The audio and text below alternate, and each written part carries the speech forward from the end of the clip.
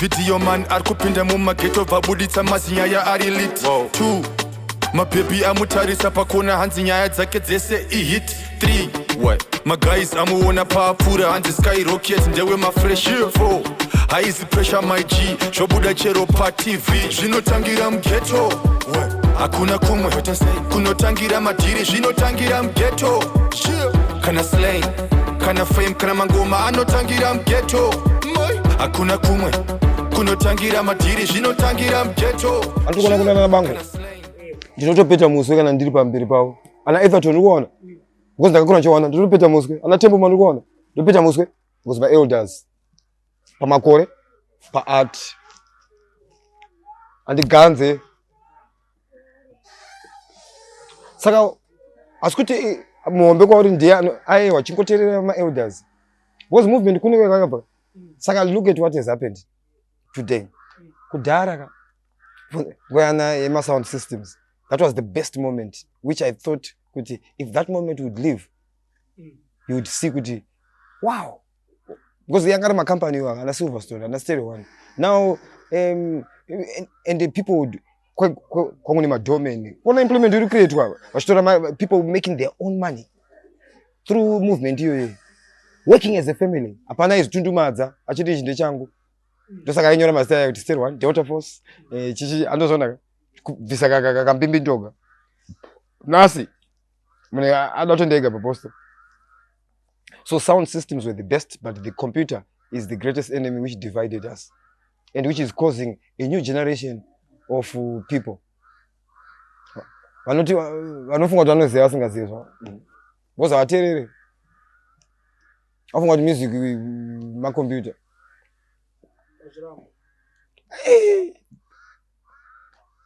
Ana Everton musava ignore. He has been ana JKB. Those are masters of the game. Well, in terms of Zimdancehall, what does the future hold in your perspective? How do you see it 5 years from now? 5 years from now, Zimdancehall yakutochinjwa kuita amapiano. Saka ichapolutwa. Zimdancehall kamusina simba kamune makuru wa R&B mamanje. Muchifunga kuti cheers but ngoma rera achawanika. Ya Eben Grooves. Nditerere uchapaona. Ikaucha. Saka kaucha yachoka. Inoda vanhu vanoinzisa payakatangira. Payakatangira nenguva yakatangira maartist ese ana raspo vabvunzei. Ati vashora ana Platinum Prince vese wewe. Vabvunzei kuti movement yangamira seko.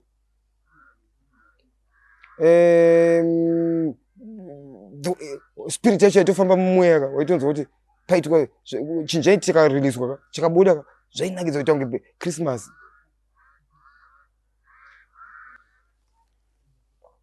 Saka papinda nyaya yekuti ndakapenga muindustry. Pasina maclash hapana dancehall. Nechitoboa.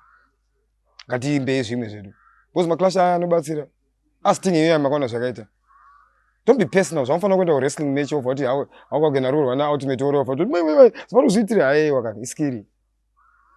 You know showbiz. Hello nditerere. And this artist paper pari kuenda pa stage. Once up stage yato imwe character. It's showbiz you. Anazona. It's a business. The art. So it needs to be treated with such. Okay. So Saga.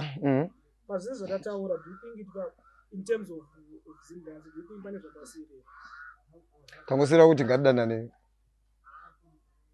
Ngatidzose ma-sound system yaya maclash anonakidza because anopromote more art. Open mic sessions, let's do more. Let's promote the unheard voices. Let us, because professional, remain professional. That's the greatest way to go. Ona nati arimushoni. Ndushanza ma-examples ari mufembeni. Nati mukona zvaruita. Atoende ka. But this is like one of my last questions. Do you think Zimbabwe music has the potential to be exported outside? We're doing well outside. We do. Just imagine, even that's the answer Knox. like Zimdancehall. Let's talk Zimdancehall. Let's be specific. Yeah, Zimdancehall. And tinana Anzan Popten. Tinana Winky. He's still a veteran in the industry and we salute you. Tinana asodana machikutaura mazita. But ndikuona kuti my work said are too local. We are not yet able. Asata nacho. Because tikuru ma computer. Here's my thing. Wakomana pawanobuda panze. They usually perform for other Zimbabweans. Do you think what's holding us back? Tino perform with the other type of people. In this instance, for a room. They don't know your product. They don't know your product. How can they support what they don't know?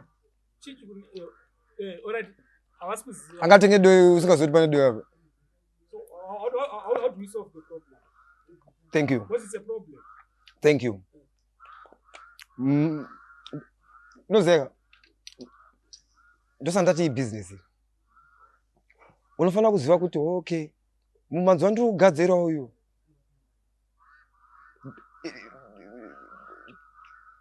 Know the market. The world market. Ukona zvinoita Thomas Mapfumo.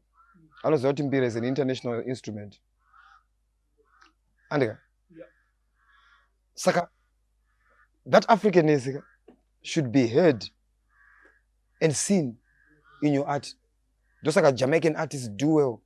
Because Chirarpa guitar, Chirarpa, one. You can tell. You can tell.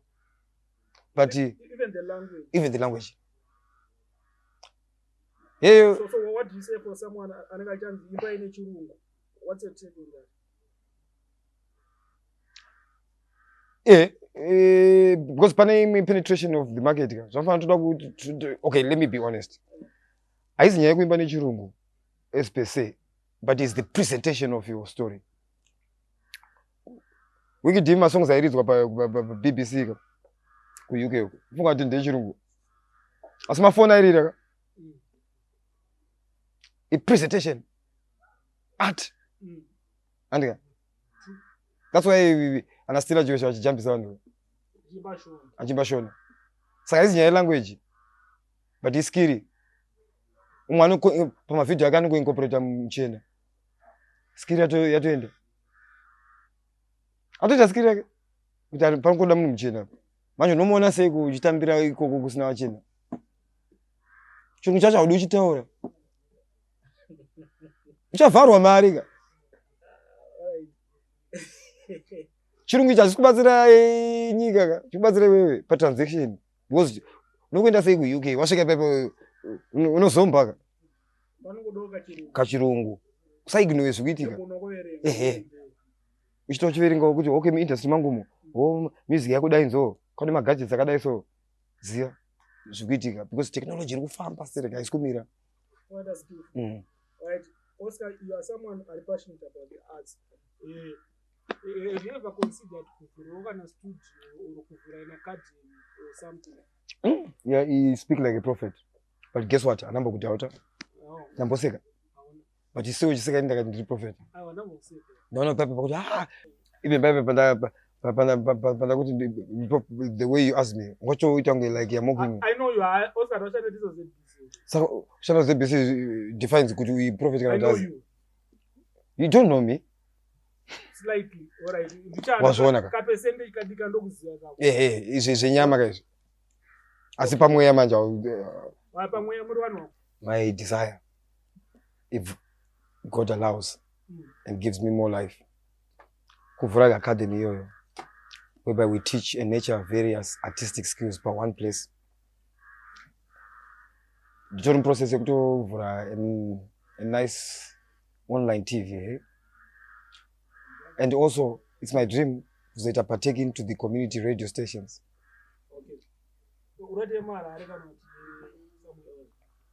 I think I'll start from where I've grown up in Harare, but my biggest attraction is to search for the unheard talents, unheard voices. There's so many talents.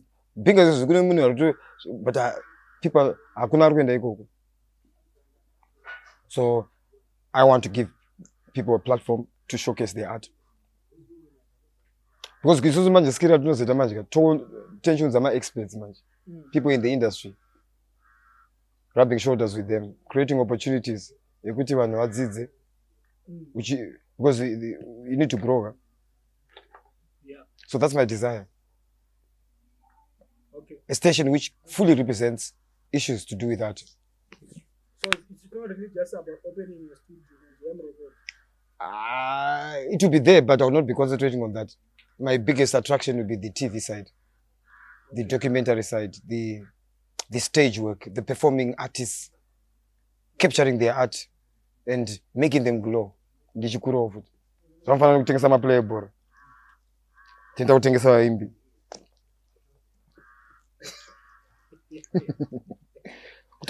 Akatengeswa 1 million.